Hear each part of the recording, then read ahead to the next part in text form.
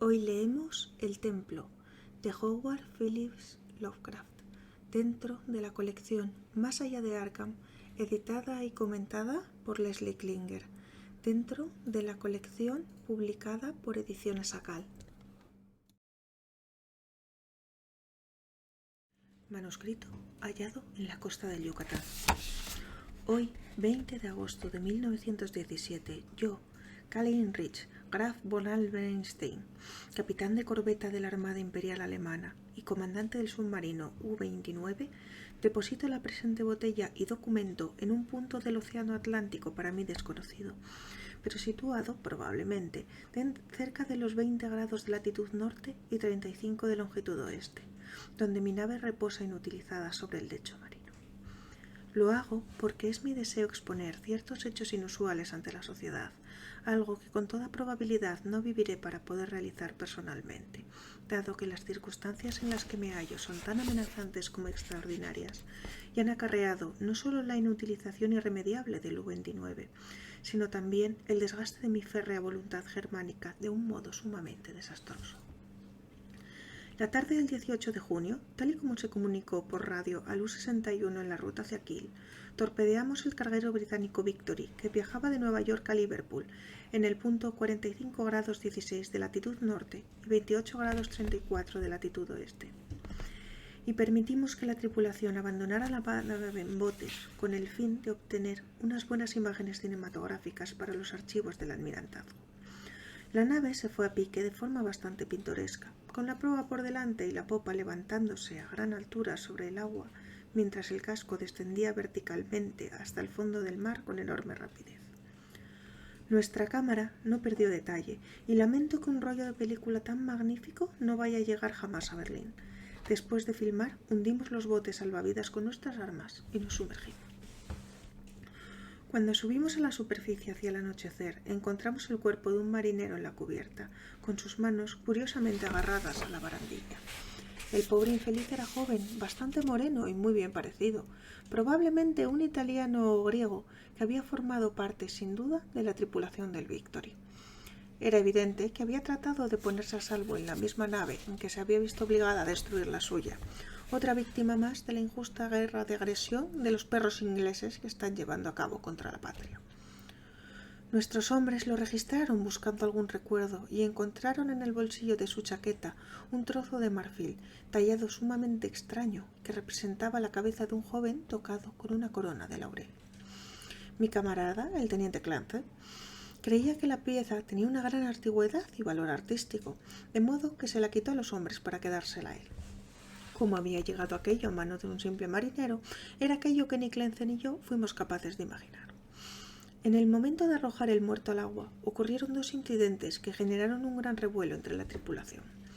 Los ojos del hombre habían estado cerrados, pero se abrieron bruscamente al mover y arrastrar el cuerpo hasta la barandilla, y muchos parecían albergar la idea delirante e inquietante de que habían estado mirando de manera fija y burlona a Smith y Zimmer mientras estos se encontraban inclinados sobre el cadáver.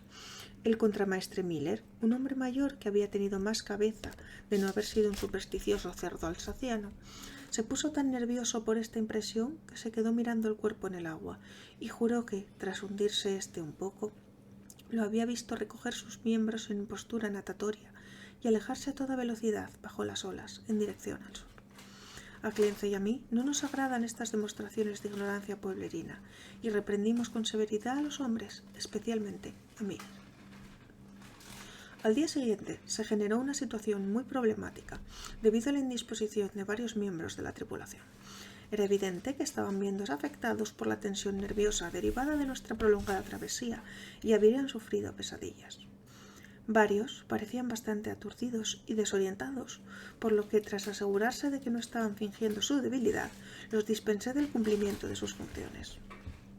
La mar se encontraba un tanto agitada, de modo que descendimos a una profundidad en la cual las olas generasen menos problemas. Nuestra situación allí era relativamente tranquila, a pesar de una corriente en dirección sur un tanto desconcertante que no conseguimos identificar en nuestras cartas oceanográficas. Los gemidos de los marineros enfermos eran decididamente molestos, pero como no parecían estar desmoralizando al resto de la tripulación, no recurrimos a medidas extremas. Nuestros planes eran mantener la posición e interceptar la Dacia, un transatlántico mencionado en un informe por agentes de Nueva York. Cuando empezó a atardecer, subimos a la superficie y encontramos la mar menos picada. En el horizonte septentrional se divisaba el humo de un buque de guerra, pero la distancia a la que nos encontrábamos y nuestra capacidad de inmersión hacía que estuviésemos fuera de peligro. Lo que más nos preocupaba eran los desvaríos del contramaestre Miller, que se iban volviendo más y más demenciales a medida que anochecía. Se comportaba de una manera odiosamente infantil y hablaba incoherentemente de algún espejismo que creía haber visto, cadáveres que pasaban flotando bajo el agua frente a los ojos de buey, cuerpos muertos que lo miraban fijamente y que reconocía, a pesar del abotargamiento, como personas que había visto morir durante algunas de nuestras victoriosas hazañas alemanas. Y, según decía, su líder era el joven que habíamos encontrado y arrojado al mar. Todo aquello resultaba muy truculento y anormal, de modo que encerramos a Miller con grilletes e hicimos que fuera severamente azotado. Al resto de la tripulación no le agradó este castigo, pero era necesario mantener la disciplina. También rechazamos la petición de un grupo de delegados encabezados por el marinero Zimmer de que la curiosa cabeza de marfil fuese arrojada al mar. El 20 de junio, los marineros Baum y Schmidt, que habían estado enfermos el día anterior, enloquecieron violentamente. Lamenté entonces que nuestra dotación de oficiales no incluyera ningún médico, pues todas las vidas alemanas son sumamente valiosas. No obstante, los constantes desvaríos de los dos acerca de una terrible maldición subvertían en extremo la disciplina, de modo que se tomaron medidas drásticas. La tripulación aceptó el hecho con gesto hosco, pero aquello pareció calmar a Miller, quien a partir de ese momento no nos dio ningún problema. Lo liberamos a última hora del día y en contramaestre retomó silenciosamente sus tareas. Durante la siguiente semana todos estuvimos muy nerviosos, esperando la llegada del Dacia. La tensión se vio agravada por la desaparición de Miller y Zimmer, quienes sin duda se habían suicidado como resultado de los temores que habían parecido atormentarlos, aunque nadie los había visto saltar por la puerta. Yo me alegré bastante de haberme librado de Miller, pues incluso su silencio había tenido un efecto negativo en la tripulación. Ahora nadie parecía tener ganas de hablar, como si ocultaran un miedo. Muchos estaban enfermos, pero ninguno armaba revuelo. El clima de tensión acabó por crispar al teniente Clence, quien se irritaba por las cosas más nimias, como el grupo de delfines que se congregaba alrededor del U-29 cada vez en mayor número, y el aumento de la intensidad de esa corriente en dirección sur que no aparecía en nuestra carta oceanográfica. Al final se hizo patente que no habíamos conseguido encontrarnos con el Dacia. Los fracasos así no son infrecuentes y el sentimiento general era más de agrado que de decepción, pues entonces deberíamos de regresar a Wilhelmshaven. La tarde del 28 de junio viramos la nave en dirección noreste y a pesar de algunos enredos bastante cómicos con el grupo de delfines inusualmente numeroso que nos rodeaba, no tardamos en estar en camino. La explosión de la sala de máquinas a las 2 p.m. nos cogió totalmente por sorpresa. No se habían advertido ningún defecto de la maquinaria ni ningún descuido en la marinería, mas de improviso una colosal sacudida recorrió la nave de extremo a extremo. El teniente Clence fue corriendo hacia la sala de máquinas, encontrándose el tanque de combustible y la mayor parte de la maquinaria destrozados, y los ingenieros Haab y Schneider muertos en el acto. De repente, nuestra situación había pasado a ser realmente grave, ya que si bien los generadores químicos de aire estaban intactos, y a pesar de que podíamos utilizar los aparatos de a bordo para hacer subir y bajar la nave y abrir las escotillas mientras aguantaran los compresores de aire y las baterías eléctricas, habíamos perdido la capacidad de propulsar o guiar el submarino. Buscar un rescate en los botes salvavidas había sido ponernos en manos del enemigo especialmente resentido con nuestra gran nación alemana, y la radio no había conseguido ponernos en contacto con otro submarino de la Armada Imperial desde el hundimiento de la Victory. Desde el momento del accidente hasta el día 2 de julio, la corriente nos arrastró de forma constante hasta el sur sin que supiésemos prácticamente qué hacer y sin que nos topásemos tampoco con ninguna otra nave. Los delfines seguían nadando en círculos alrededor del U-29, una circunstancia un tanto llamativa teniendo en cuenta la distancia que habíamos recorrido. La mañana del 2 de julio avistamos un buque de guerra con la bandera estadounidense y la tripulación se vio presa de una gran agitación debido a su deseo de rendirse. Al final, el teniente Clence no tuvo más remedio que disparar a un marinero llamado Traube, que pedía de un modo particularmente violento que se llevara a cabo aquel acto tan poco alemán. Esto acalló temporalmente la tripulación y nos sumergimos sin ser vistos. Y el océano empezó a encresparse de forma ominosa. Tras cerrar las escotillas, permanecimos a la espera hasta que nos dimos cuenta de que debíamos sumergirnos o de lo contrario quedaríamos a merced de la creciente marejada. La presión del aire y la electricidad estaban menguando y queríamos evitar todo uso innecesario de los escasos recursos mecánicos a nuestra disposición, pero en este caso no había elección. No nos sumergimos mucho y cuando al cabo de varias horas la mar se serenó, decidimos volver a la superficie. En ese momento, sin embargo, surgió un nuevo problema, pues la nave se negó a responder al timón pese a todos los esfuerzos de nuestros mecánicos. A medida que el miedo crecía en la tripulación debido a aquel confinamiento subacuático, algunos de los marinos empezaron a murmurar otra vez acerca de la pequeña talla de perfil del teniente Clence. No obstante, la visión de una pistola semiautomática logró apaciguarlos. Manteníamos a aquellos infelices lo más entretenidos que podíamos, poniéndolos a trabajar en la reparación de la maquinaria, aun cuando sabíamos que era un esfuerzo completamente inútil. Clence y yo dormíamos normalmente a horas distintas, y fue mientras yo lo hacía, en torno a las 5 a.m. del día 4 de julio, cuando se desató el motín general. Los 6 despreciables marineros que quedaban, sospechando que estábamos perdidos, habían montado violentamente en cólera debido a nuestra negativa a rendirnos al acorazado yanqui 2 días antes, y estaban inmersos en un delirio de maldiciones y destrucción.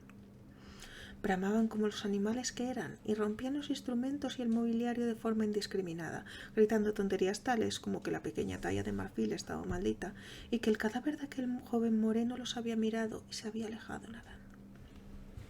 El teniente Clence parecía paralizado e incapaz de reacción alguna, tal y como cabría esperar de un blando y afeminado renano. Disparé a los 6 marineros, pues no había ninguna otra opción, y después me aseguré de que ninguno de ellos había vivo. Nos deshicimos de los cuerpos a través de las dobles escotillas, quedándonos solos en el U-29. Clence parecía muy nervioso y bebía mucho. Se decidió que se trataría de sobrevivir tanto como fuera posible, aprovechando la gran cantidad de provisiones y el suministro químico de oxígeno, ninguno de los cuales había sufrido daños por culpa de las bufonadas de aquellos marineros despreciables. Nuestras brújulas, indicadores de profundidad y otros instrumentos de precisión habían quedado destruidos, de tal modo que en adelante nuestros cálculos serían meramente estimativos, basándonos en nuestros relojes, el calendario y la velocidad aparente de la nave, deducida a partir de los objetos que pudiésemos ver a través de los ojos de buey o la torre de mando. Por suerte, contábamos con baterías eléctricas que todavía podrían utilizarse durante mucho tiempo, tanto para la iluminación interior como para el reflector de búsqueda. Empleábamos este último a menudo para examinar el entorno de la nave, pero lo único que veíamos eran delfines nadando en la misma dirección en que nos empujaba la corriente. Yo sentía un cierto interés científico por aquellos delfines, pues aunque el Delfinus delphis común es un mamífero cetáceo, incapaz de subsistir sin aire, observé atentamente a uno de aquellos nadadores durante 2 horas y no vi variación alguna en su estado de inmersión. Con el paso del tiempo, Clence y yo llegamos a la conclusión de que la corriente seguía arrastrándonos más hacia el sur, al tiempo que nos hundíamos más y más. Tomábamos buena nota de la fauna y la flora marina y leíamos mucho sobre el tema en los libros que me había llevado conmigo para los ratos libres. No pude evitar, sin embargo, los inferiores conocimientos científicos de mi compañero. No tenía una mente prusiana, sino que era dado a figuraciones y especulaciones sin ningún valor. La realidad de nuestra próxima muerte lo había afectado de una manera curiosa y acostumbraba a rezar con arrepentimiento por los hombres, mujeres y niños que habíamos enviado al fondo del mar, olvidando que cualquier acción es noble si se hace por el Estado alemán. Pasado un tiempo, acabó visiblemente trastornado, mirando su pequeña talla de marfil durante horas e inventándose historias fantásticas sobre las cosas perdidas y olvidadas que había bajo el mar. Algunas veces, a modo de experimento psicológico, lo animaba a continuar con aquellas divagaciones y escuchaba sus interminables citas poéticas y sus leyendas sobre barcos hundidos. Sentía mucha lástima por él, pues no me agrada ver sufrir a un compatriota, pero había preferido morir en compañía de otro hombre.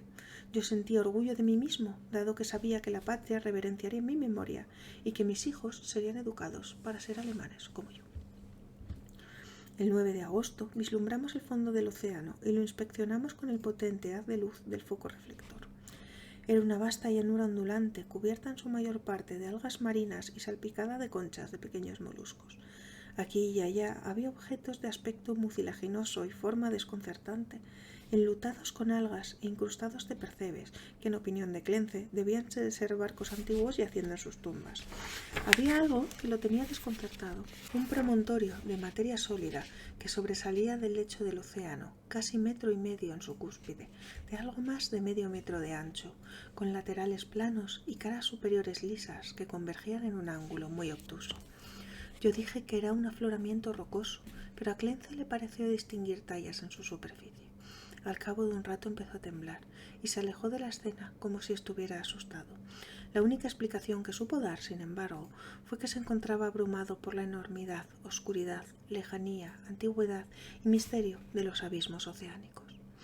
Mi compañero tenía la cabeza embotada por el cansancio, pero yo soy alemán ante cualquier situación y me percaté con rapidez de 2 cosas: que el U-29 estaba soportando maravillosamente bien la presión abisal y que los curiosos delfines seguían a nuestro alrededor, incluso a una profundidad en la que la mayoría de los naturalistas consideran imposible la existencia de organismos altamente evolucionados. Que había sobreestimado previamente nuestra profundidad estaba seguro de ello, pero aún así debíamos de encontrarnos a suficiente distancia de superficie como para que los anteriores fenómenos resultaran extraordinarios.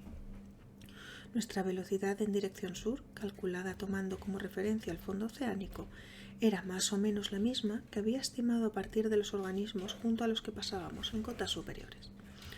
A las 3:15 del 12 de agosto, el pobre Clence enloqueció por completo.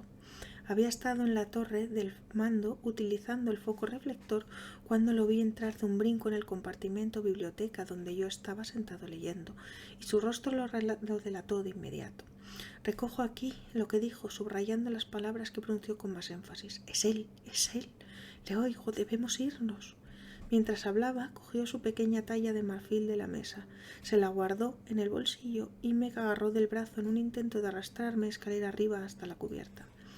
Comprendí al instante que pretendía abrir la escotilla para salir conmigo del submarino, una ocurrencia suicida y homicida para la cual apenas me encontraba preparado.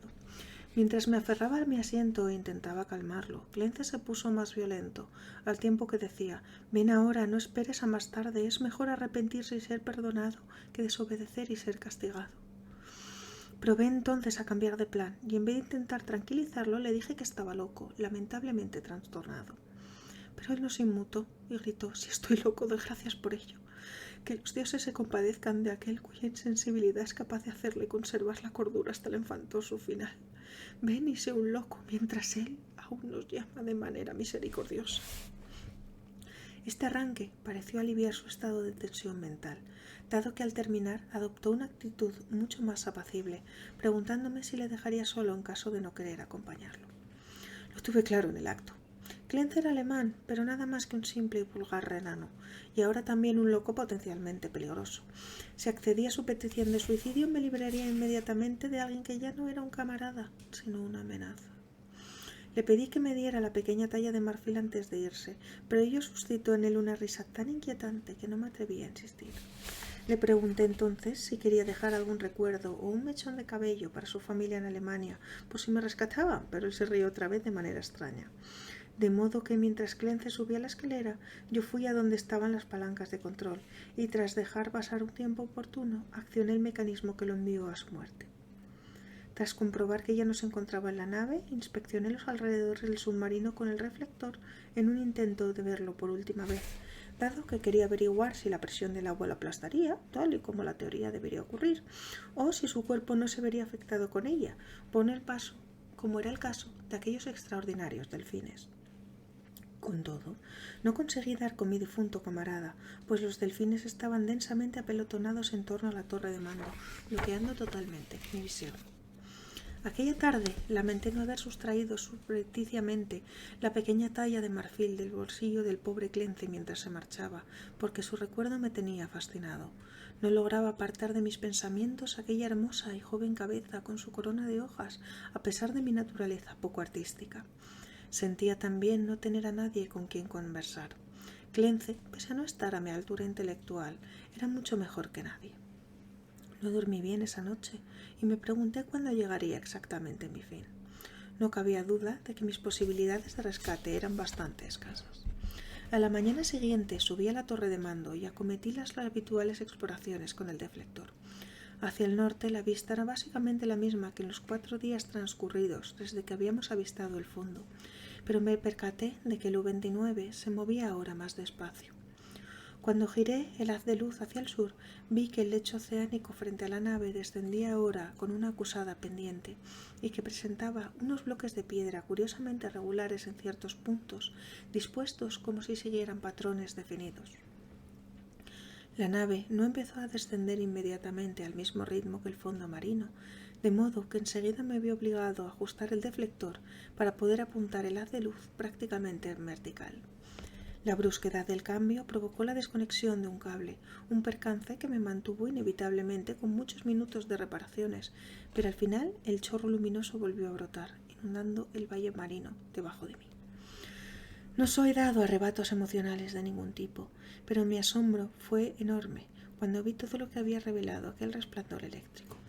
Mas, con todo, siendo como soy un hombre educado en la mejor cultura de Prusia, no debería haberme asombrado, pues tanto la geología como la mitología hablan de que se han producido grandes transposiciones de tierra en las zonas oceánicas y continentales. Lo que vi fue un amplio e intrincado conjunto de edificios en ruinas, todos de arquitectura magnífica, aunque indeterminada, y de estados de conservación variables. La mayoría parecían hechos de mármol, relucientes en su blancura bajo el haz del reflector, y su distribución general correspondía a la de una gran ciudad en el fondo de un estrecho valle, con numerosos templos y villas dispersos en las empinadas laderas que lo rodeaban. Había cubiertas desplomadas y columnas rotas, pero el lugar conservaba aún un aire de esplendor inmemorial que el nada era capaz de borrar.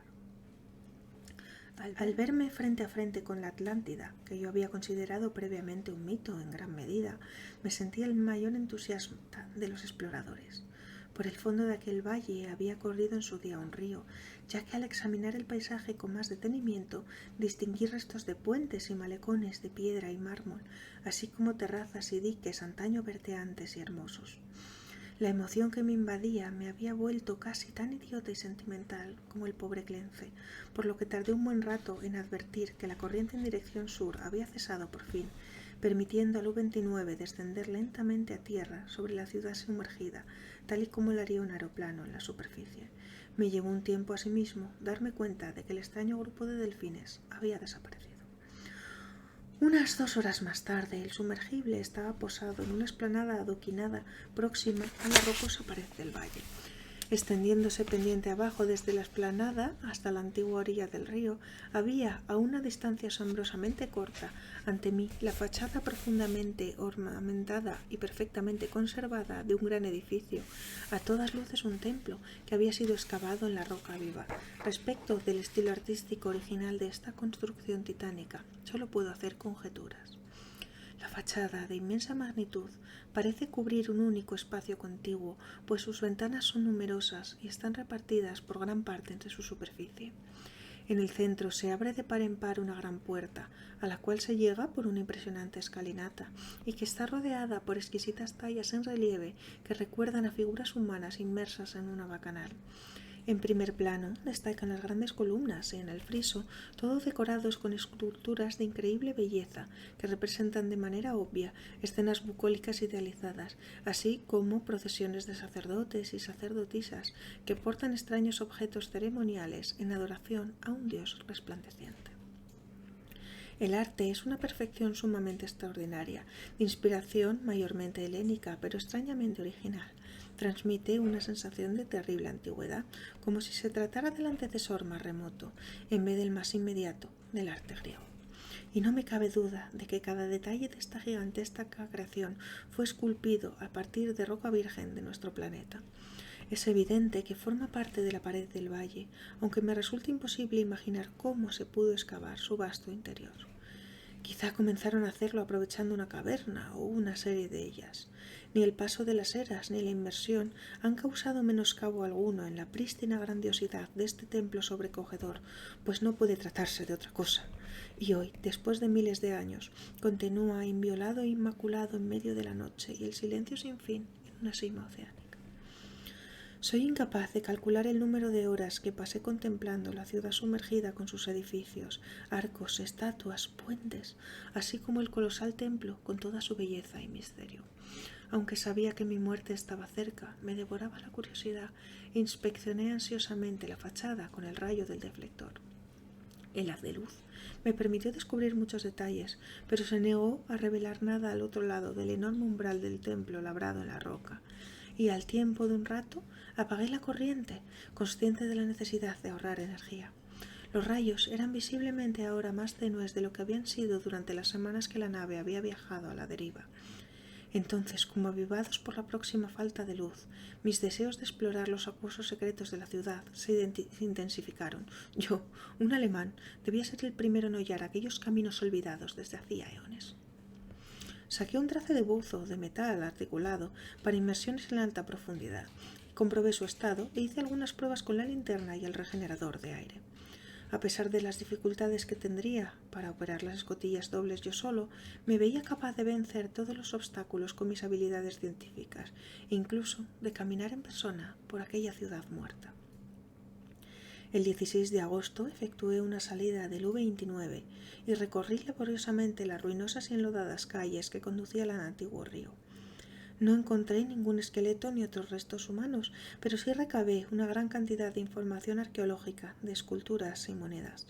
De esto no puedo hablar ahora, salvo para expresar mi estupor por la existencia de una cultura en el cénit de su gloria, en unos tiempos en que los cavernícolas vagaban por Europa y el Nilo discurría hasta el mar sin ser visto por ningún hombre. Otros, guiados por esta carta, si es hallada alguna vez, deberán desvelar los misterios que solo yo puedo dar a entrever.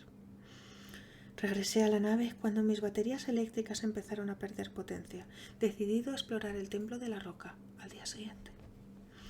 El día 17, cuando mi impulso de esclarecer el misterio del templo se había vuelto aún más apremiante, me sobrevino una gran decepción, pues descubrí que los materiales necesarios para recargar la linterna se habían estropeado durante el motín de aquellos cerdos en el mes de julio.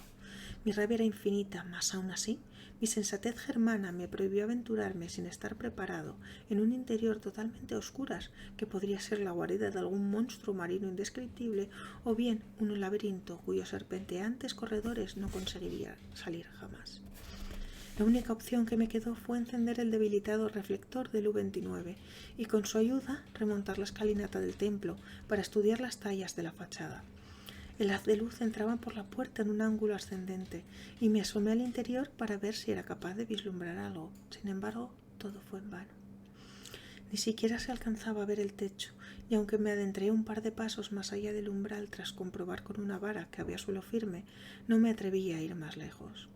Es más, por primera vez en mi vida supe lo que era el terror. Empecé a darme cuenta de cómo habían surgido algunos de los ataques de desazón del pobre Clence, ya que, cuanta más atracción ejercía el templo sobre mí, más intenso y ciego era el pavor que me infundían sus abismos acuosos. A mi vuelta al submarino apagué las luces y me quedé sentado a oscuras, pensando, habría que reservar ya la electricidad para casos de emergencia. El sábado 18 lo pasé en completa oscuridad, atormentado por pensamientos y recuerdos que amenazaban con quebrar mi voluntad alemana. Clence había perdido el juicio y perecido antes de que llegásemos a este siniestro vestigio de un pasado malsanamente remoto, y me había aconsejado acompañarlo. Estaba el destino, en verdad, manteniéndome cuerdo únicamente para traerme de manera irresistible a un fin más horrible e impensable de lo que cualquier hombre ha sido capaz de concebir en sus pesadillas. Claramente mis nervios estaban siendo puestos a prueba y debía apartar estas impresiones propias de hombres más débiles que yo. La noche del sábado no logré conciliar el sueño y encendí las luces sin importarme las consecuencias. Era un fastidio que la electricidad no fuera a durar más que las reservas de aire y comida. Volví a plantearme la eutanasia y comprobé el estado de mi semiautomática. Hacia la mañana debí de quedarme dormido con las luces encendidas, dado que ayer por la tarde me desperté en la mitad de la oscuridad, encontrándome con que las baterías estaban agotadas. Prendí entonces varias cerillas seguidas y lamenté terriblemente la imprevisión que nos había hecho gastar hacía mucho las pocas velas que llevábamos a bordo. Tras extinguirse la última cerilla que me atreví a utilizar, me quedé sentado a oscuras en un silencio casi total. Mientras cavilaba sobre mi inevitable fin, repasé mentalmente los acontecimientos precedentes y empecé a pensar algo, una idea hasta entonces latente, que habría hecho estremecerse a un hombre más débil y supersticioso que yo. La cabeza del dios resplandeciente que aparece en las esculturas del templo de roca es igual que ese trozo de marfil tallado que el marinero muerto trajo del mar y que el pobre Clancy llevó de vuelta a él. Esta coincidencia me dejó un poco aturdido, pero no entré en pánico. Solo las mentes inferiores se apresuran a dar explicación a los fenómenos singulares y complejos mediante el primitivo atajo de lo sobrenatural. La coincidencia resultaba extraña, pero yo era una persona demasiado racional como para relacionar circunstancias que no admiten ninguna conexión lógica o como para establecer cualquier tipo de vínculo misterioso entre los desastrosos sucesos que habían llevado desde el hundimiento del Victory hasta mi grave situación actual. Notando que me hacía falta más descanso, me tomé un sedante para poder dormir un poco más. Mi estado de tensión se reflejó en mis sueños, pues me pareció oír gritos de personas que se estaban ahogando y ver caras muertas que se apretaban contra los ojos de buey del sumergible.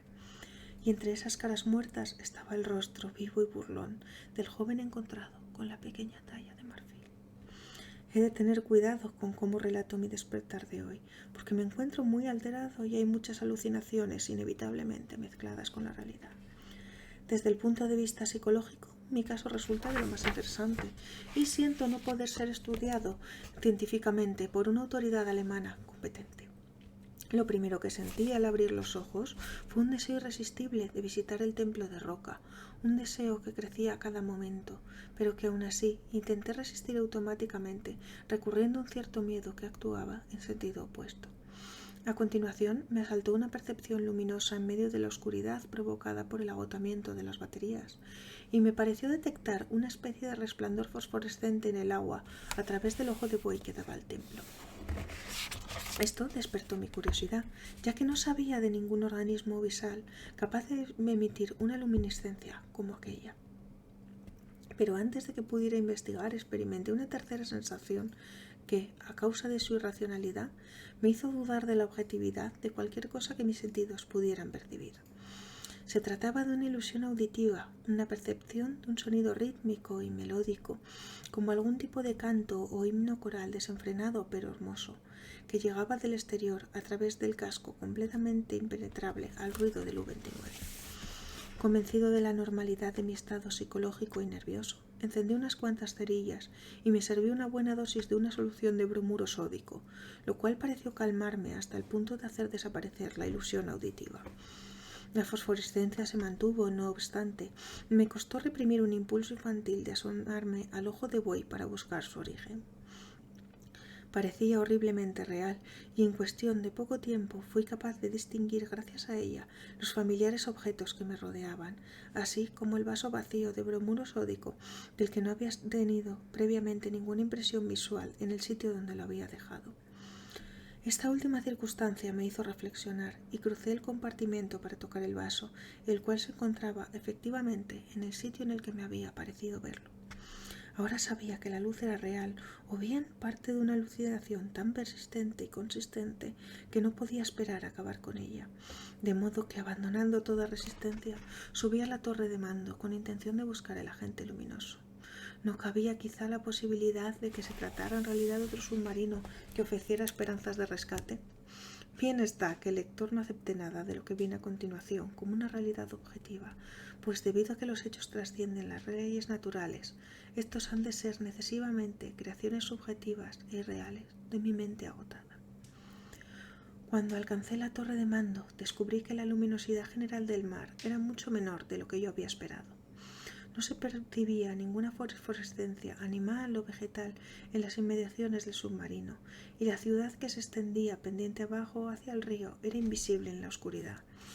Lo que sí vi no fue nada espectacular, grotesco ni aterrador, pero acabó con la poca confianza en mi conciencia que aún tenía, dado que la puerta y las ventanas del templo submarino excavado en la ladera rocosa brillaban claramente con un resplandor titilante, como el que produciría un inmenso fuego encendido sobre un altar en las profundidades.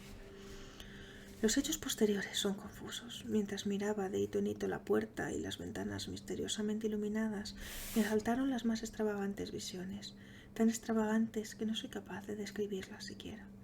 Me pareció distinguir cosas dentro del templo, algunas de las cuales se movían y otras no, y creí oír de nuevo el canto irreal que había llegado flotando hasta mí al despertar. Y por encima de todo, aparecieron pensamientos y temores relacionados principalmente con el joven salido del mar, así como con la pequeña talla de marfil, cuya imagen estaba reproducida en el friso y las columnas del templo que tenía frente a mí.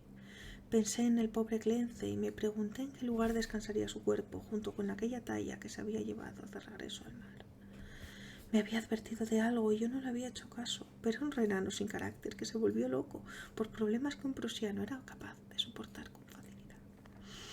El resto es muy simple. Mi impulso de visitar el templo y entrar en él se ha convertido en un inexplicable e imperioso mandato imposible de rechazar a la larga. Mi propia voluntad alemana ya no controla mis actos y el libre albedrío solo es posible en adelante en cuestiones menores. Una locura así fue la que empujó a Clencia a su muerte, a salir de la escafandra sin protección alguna al océano, pero yo soy un prusiano y un hombre con sentido común, y aprovecharé hasta el final la poca voluntad que me quede. Cuando entendí que debía ir al templo, preparé el traje de buzo, el casco y el regenerador de aire para poder ponérmelo sin perder un segundo, y acto seguido comencé a escribir este apresurado relato con la esperanza de que llegue algún día a manos de la humanidad. Meteré el manuscrito en una botella cerrada herméticamente y se lo confiaré al mar en el momento en el que deje para siempre el U-29. No tengo miedo ni siquiera a las profecías del trastornado Clence. Lo que he visto no puede ser real y sé que esta locura mía me conducirá, en el peor de los casos, a la asfixia cuando se acabe el aire. La luz que veo dentro del templo es un puro espejismo y moriré con serenidad como un alemán en sus negras y olvidadas profundidades. Esta risa demoníaca que odio mientras escribo proviene únicamente de mi propio cerebro debilitado. De modo que me pondré con cuidado el traje de buzo y subiré audazmente por la escalinata hasta el interior de este santuario primordial, este silencioso secreto de aguas insondables y años incontables. Muchas gracias por acompañarme en la lectura de hoy. Si os gusta mi contenido y queréis que siga con él adelante, no olvidéis dar abajo, compartir, en me gusta y en suscripción a mi canal. Un saludo y hasta la próxima.